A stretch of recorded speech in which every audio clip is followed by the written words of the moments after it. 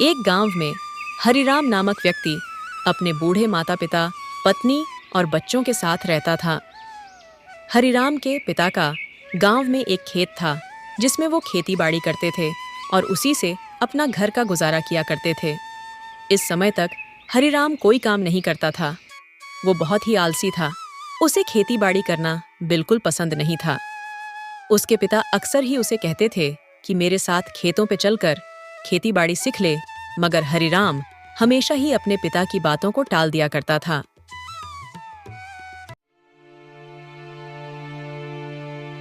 आखिर ये हरिराम अपनी जिम्मेदारी कब उठाएगा? हम लोग अब बहुत बूढ़े हो चुके हैं, खेत में काम करना अब मुझसे नहीं होता। और ये लड़का है कि समझने का नाम ही नहीं लेता। कल को इसके अपने बच्चे बड़े होंगे, तब ये क्या करेगा? हम कब तक इसके साथ रहेंगे? हमारी भी उम्र हो गई है, एक दिन हमें भी ये दुनिया छोड़कर जाना ही होगा। तब इसका क्या होगा? सही कह रहे हो, अब हमारी उम्र हो गई है, लेकिन हरिराम अभी भी बच्चों की तरह बर्ताव कर रहा है। उसे समझना होगा। मुझे इसे किसी न किसी तरह समझाना ही होगा। खेती बाड़ी इसे करनी ही होगी। गंगाधर जी हरिराम के पास जाकर उससे बात करने का प्रयास करते हैं। बेटा, अब तुम्हें खेती बाड़ी करनी होगी। मुझसे अब खेत में काम नहीं होता। मैं कब तक खेती करूंगा? ये खेत तुम्हारा ही है, तुम्हें ही इसे संभालना होगा। पिताजी, मैं एक बात साफ साफ कह देता हूं, मुझे ये खेती बाड़ी नहीं करनी। तो फिर बेटा, अगर तुम खेती बाड़ी नहीं करोगे तो फिर क्या करोगे? आखिर तुम्हारा भी तो कोई काम होना चाहिए। वो सब मुझे नहीं पता पिताजी, लेकिन मुझे खेती बाड़ी नहीं करनी। और अभी आप है ना, आप ही देख लीजिए। जब मेरा समय आएगा तब मैं देख लूंगा। पिता नाराज होकर चुपचाप वहां से चले जाते हैं और अपनी पत्नी से बात करते हैं। देख रही हो, तुम्हारा बेटा मेरा एक भी बात नहीं सुनता। आखिर मैं उसके भले के लिए ही कह रहा हूं। अब मुझे कोई ना कोई कठोर कदम उठाना ही पड़ेगा।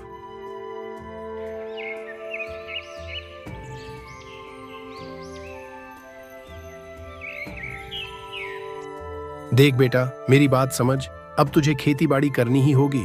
तू आज ही मेरे साथ खेतों पर चलेगा। बस, मैं और कुछ नहीं सुनना चाहता। नहीं पिताजी, मैं अभी खेतों पर नहीं जाऊंगा। आपको पता है ना, बाहर कितनी कड़ी धूप हो रही है। इतनी कड़ी धूप में मुझसे काम नहीं होगा। आपको जाना है तो अकेले जाओ, पर मैं आपके साथ कहीं नहीं जाने वाला। देख बेटा, मेरी बात समझ।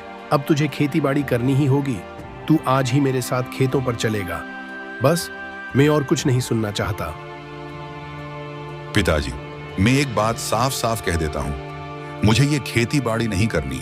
इसलिए कृपया आप बार बार मुझे खेती बाड़ी करने के लिए मत कहा कीजिए। लगता है अब मुझे वो कदम उठाना ही पड़ेगा जो कोई भी पिता उठाना नहीं चाहता। देख बेटा, अब तुझे खेती बाड़ी करनी ही होगी। या तो तू खेत संभाल, या तो तू इस घर से निकल जा। हाँ, मैं सब समझता हूं। आप तो मुझे रखना ही नहीं चाहते ना। ठीक है, मैं आज ही अपनी पत्नी और बच्चों को लेकर यहां से चला जाऊंगा।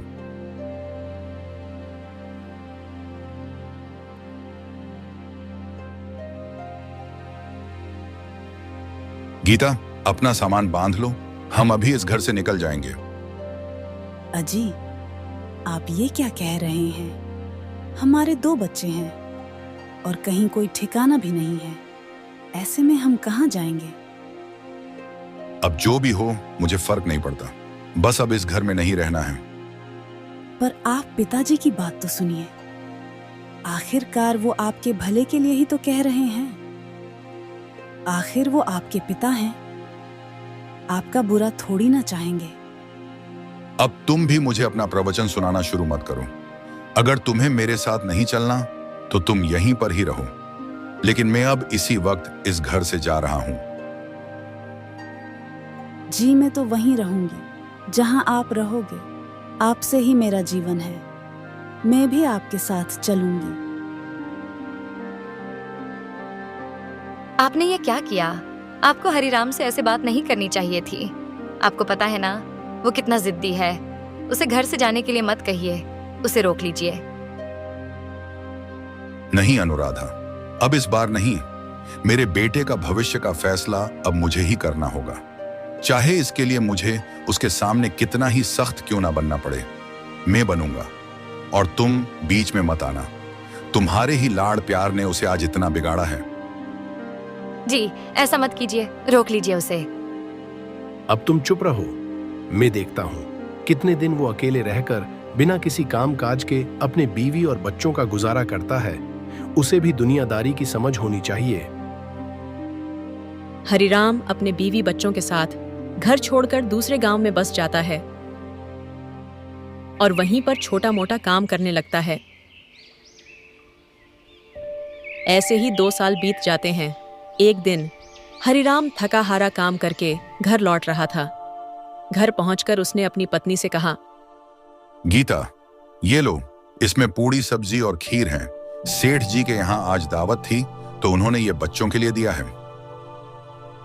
गीता चुपचाप पूरी सब्जी की पोटली लेकर रसोई घर में जाती है और सबके लिए खाना लगाकर वापस बिस्तर पर बैठ जाती है। गीता, क्या बात है? आज तुम कुछ उखड़ी उखड़ी सी लग रही हो। आपको क्या फर्क पड़ता है? बेटी को ट्यूशन का फीस ना देने की वजह से बेइज्जत करके निकाल दिया गया। बेटे के पास स्कूल ड्रेस के लिए जूते नहीं हैं, इसीलिए उसे खेल के मैदान से बाहर कर दिया गया। आपको इन सब की क्या चिंता? आपको तो बस सुबह 9 बजे से घर से निकल जाना है और रात को 8 बजे घर आकर खा पी के सो जाना है। बाकी घर की किसी परेशानी से आपको क्या लेना देना? डॉक्टर ने मुझे पिछले महीने दवाइयां लिखी थी, नहीं तो बीमारी बढ़ सकती है, लेकिन अब तक आपने दवा भी नहीं दिलवाई। और कभी ध्यान दिया है मेरे चेहरे पर? ये झुर्रियां, ये सफेद होते बाल। मैं जवानी में ही बुढ़ी हो गई हूँ। घर में गर्मी से बच्चे तप रहे हैं, एक पुराना कूलर भी नहीं ला पाए आप। हरिराम बैठा बैठा अपनी परिस्थिति से 2-4 हो ही रहा था कि घर के दरवाजे पर किसी की आने की दस्तक हुई। बच्चों ने दरवाजा खोलकर देखा तो पिताजी थे। अपने दादाजी को देख के बच्चे तो खुशी से उछल पड़े। हरिराम अपने पिता को देखकर बहुत खुश हुआ। फिर अपने पत्नी की तरफ देखा। उसका चेहरा एक मुरझाए पत्ते के समान दिख रहा था। क्या हुआ? तुम यूं मुंह लटकाए क्यों बैठी हो? पिताजी आए हैं, उनके सामने कम से कम ऐसा मुंह बनाकर मत जाना। अपना पेट पालने के लिए तो अपनी आंतें और गुर्दे गिरवी रखने के दिन आ गए हैं। अब ऐसे में पिताजी अचानक आए हैं तो जरूर ही कोई आर्थिक समस्या को लेकर ही आए होंगे। वैसे तो ये शब्द गीता कभी नहीं कहती, पर इस बार उसकी घर की परिस्थिति ऐसी थी, अगर उसे मरने के लिए जहर भी खरीदना हो तो उसके लिए भी पैसों का इंतजाम ना के बराबर ही था। गीता, मैं जानता हूं कि तुम बहुत परेशान हो, लेकिन मैं कोशिश कर रहा हूं। कल तक मैं तुम्हारी दवाइयां और बच्चों की जरूरत का सामान जरूर ले आऊंगा। अभी पिताजी आए हैं, उनके सामने झगड़ा मत करो, उनके मान सम्मान का ध्यान रखो। कहां से लाओगे? भीख मांगकर या खुद को गिरवी रखकर? ये मेरा काम है कि मैं कैसे लाऊंगा। तुम बस शांत हो जाओ, भगवान के लिए अभी चुप हो जाओ। गीता को भी समझ आ गया कि इस समय बहस करने से कुछ नहीं होगा, इसलिए वो धीरे धीरे शांत हो गई और खाना बनाने के लिए रसोई घर में चली गई। हरिराम अपने पिताजी के पास जाता है। आइए पिताजी, भीतर आइए। कैसे हैं आप? और माँ कैसी है? हाँ बेटा, मैं ठीक हूँ और तेरी माँ भी ठीक है। तुझे और बच्चों को बहुत याद कर रही थी। उसे बड़ा मन कर रहा था तुझसे और बच्चों से मिलने के लिए, मगर अब वो बूढ़ी हो चुकी है ना, तो यहाँ तक नहीं आ सकती। तुम बताओ बेटा, कैसे हो? सब ठीक तो है ना? हाँ पिताजी, आप आ गए हैं ना, तो अब सब ठीक हो जाएगा। सब ठीक तो है ना? तुम बहुत परेशान से दिख रहे हो बेटा, क्या बात है? मुझे बताओ। नहीं पिताजी, कोई बात नहीं है, मैं ठीक हूँ और घर में भी सब ठीक है। और बहू कहाँ है? बहू से तो मिला। बस गीता अभी आ ही रही है, वो आपके कुछ खाने का इंतजाम कर रही है। हरिराम को कहीं ना कहीं इस बात का डर सता रहा था कि कहीं पिताजी उससे पैसे का जिक्र न करे, क्योंकि उसके पास तो अभी जहर खाने तक के पैसे नहीं थे, तो वो अपने पिताजी की ऐसे में कैसे मदद करेगा। गीता खाने का कुछ सामान लेकर बाहर आती है।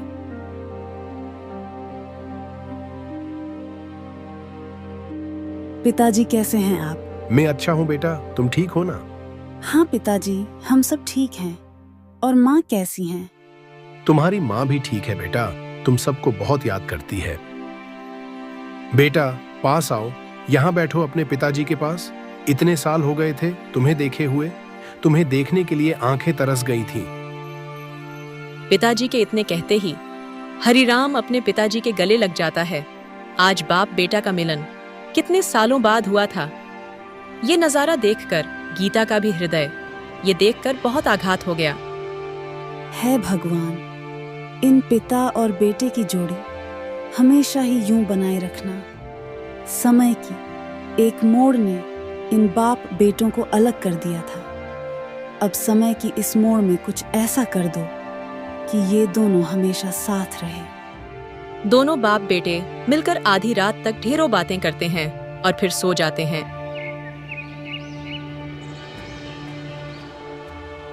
अच्छा बेटा, मेरे जाने का समय हो गया है, अब मुझे चलना चाहिए। नहीं पिताजी, आप अभी तो आए हैं और आप अभी जाने की बात कर रहे हैं। अब आप कहीं नहीं जाएंगे, आप हमारे साथ ही रहेंगे। नहीं बेटा, मुझे तो जाना ही होगा। तुम्हारी माँ घर पर अकेली है, भला मैं उसे अकेले कैसे छोड़ सकता हूँ। अब इस बुढ़ापे में हम दोनों ही एक दूसरे का सहारा हैं। लेकिन जाने से पहले मुझे तुमसे कुछ जरूरी बात करनी थी। गंगाधर जी ने इतना कहा ही था कि हरिराम का दिल तेजी से धड़कने लगा। उसे लगा कि पिताजी पैसे मांगने ही वाले हैं। जी पिताजी, कहिए। ये कुछ पैसे हैं, ये हमने तुम्हारे लिए ही जोड़कर रखे थे। सोचा जब तुम आओगे तब तुम्हें देंगे, लेकिन तुम्हारा इंतजार करते करते 2 साल बीत गए। फिर ऐसा लगा कि पता नहीं तुमसे मुलाकात हो भी पाएगी कि नहीं, इसलिए मैं ही चला आया। यह सुनकर बेटा हैरान रह गया। उसने कुछ कहने की कोशिश की, लेकिन उसकी आंखें भर आईं। तभी पिताजी ने बहू की ओर देखा और बोले, बहू, तुम भी अपना ख्याल रखो, बहुत कमजोर लग रही हो। दवाइयां वगैरह समय पर ले लिया करो। बच्चों का भी ध्यान रखो, उनका भी स्वस्थ रहना जरूरी है। गीता, जो अब तक चुपचाप दरवाजे के पास खड़ी थी, ये सुनकर अपने आंसू छुपाते हुए सिर झुका लिया और पिताजी की शब्दों से उसका दिल भर आया। हरिराम अपने पिताजी के गले लग जाता है। उसके गले लगते ही अचानक उसके पिताजी एक अरशिदेव के रूप में प्रकट हो जाते हैं। ये देख के हरिराम पीछे हट जाता है। मैं तुम्हारा पिता नहीं हूँ, बल्कि एक अर्शी हूँ। तुम्हारे पिता रोज मेरे पास आते थे और अपना दुख बताते। उन्हें तुम्हारी बहुत फिक्र होती थी। उन्होंने मुझे तुम्हारे बारे में सब कुछ बताया था। ये पैसे तुम्हारे पिताजी ने ही तुम्हारे लिए संभाल कर रखे थे कि कभी उनका बेटा आएगा तो मैं ये पैसे उसे दूंगा। लेकिन 2 साल हो गए, तुमने तो अपने पिताजी की ओर पलट कर देखा तक नहीं, उनका हाल जानने की कोशिश भी नहीं की। मैं क्या करूं ऋषिदेव जी, वो मुझे अपना बेटा मानते ही नहीं हैं। उन्होंने ही मुझे घर से निकाल दिया। उन्होंने तुम्हें घर से नहीं निकाला था। तुम्हारी अपनी जिद और तुम्हारी इस हालात का कारण तुम खुद हो। ये पैसे संभाल कर रखो और अगर थोड़ी भी दया बची है तो एक बार जाकर अपने पिता से मिल लेना, वरना शायद फिर तुम उनसे मिल भी नहीं पाओगे। क्या हुआ ऋषिदेव जी, मेरे पिताजी ठीक तो है ना? आप ऐसा क्यों कह रहे हैं? मुझे नहीं लगता कि अब तुम्हारे पिताजी ज्यादा दिन तक जीवित रह सकेंगे। उनकी हालत बहुत खराब हो चुकी है। शायद वो कुछ ही दिन के मेहमान हैं। अपनी आखिरी घड़ियों में वो सिर्फ तुम्हें याद कर रहे थे। ये पैसे तुम्हें वो खुद देने आना चाहते थे, पर अब उनकी ऐसी हालत नहीं है कि वो चलकर यहां आ सके। इसलिए मेरे जरिए ये तुम्हें भेंट दी है। इनसे तुम अपना जीवन सुधार लेना। मैं चलता हूं। आशा है अब तुम्हारी बुद्धि खुल गई होगी। ऋषिदेव की इस तरह की बातें सुनकर हरिराम आहत हो जाता है और अपने परिवार के साथ गांव की ओर चल देता है। हरिराम गांव पहुंचता है और देखता है कि उसके घर के आगे भीड़ लगी हुई है। भीड़ को हटाकर वो आगे बढ़ता है और देखता है कि उसके पिताजी सफेद चादर में ढके हुए जमीन पर लेटे हुए हैं और पास में उसकी मां भी है।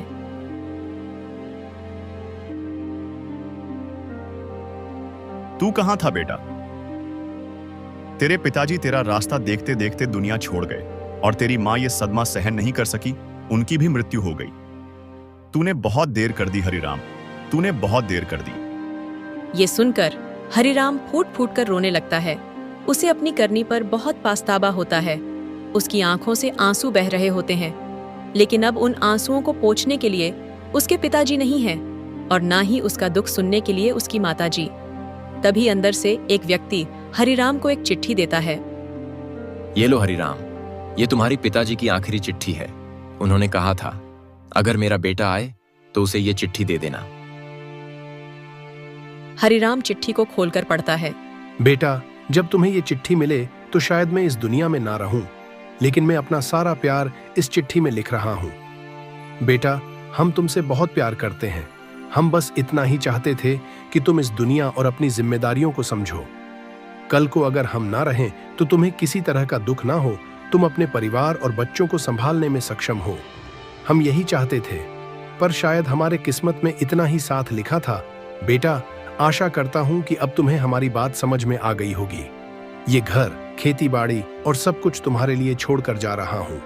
तुम ही इसका ध्यान रखना और अपने वंश को आगे बढ़ाना। हमारा आशीर्वाद और प्यार हमेशा तुम्हारे साथ रहेगा। पत्र पढ़ते ही हरिराम का दिल बहुत आघात होता है। वो इस पछतावे में रह जाता है कि वो अपने पिताजी से आखिरी बार बात तक नहीं कर पाया, उनसे माफी नहीं मांग पाया।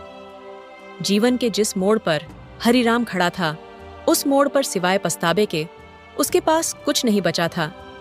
इस दुनिया में माता पिता से ज्यादा हमारा भला कोई नहीं कर सकता, इसलिए हमें उनकी बातों का हमेशा सम्मान करना चाहिए।